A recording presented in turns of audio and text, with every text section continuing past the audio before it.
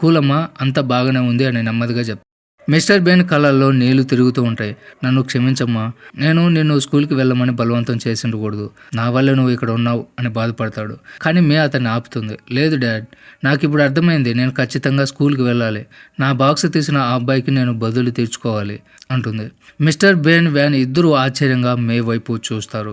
ఎందుకంటే ఆమె కళ్ళలో మొదటిసారి భయం బదులు ధైర్యం కనిపిస్తుంది. తర్వాత మరోవైపు జీరో ఒక పార్కులో బెంచ్ మీద ఒంటరిగా కూర్చొని ఉంటాడు.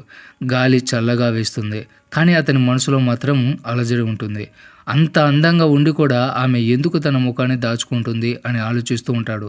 అప్పుడే వెనుక నుంచి అడుగుల శబ్దం వస్తుంది. అక్కడ మే నిలబడి ఉంటుంది. ఆమె కళ్ళల్లో కోపం, బాధ రెండూ కనిపిస్తూ ఉంటాయి. ఆమె ఏమీ మాట్లాడకుండా నేరుగా వెళ్ళి జీరోని చెంప మీద గట్టిగా కొడుతుంది. పక్కన ఉన్న జీరో గ్యాంగు మేని పట్టుకుంటారు, కానీ జీరో వాళ్ళని ఆపేస్తాడు. ఆమెని వదిలేయండి అంటాడు. అతను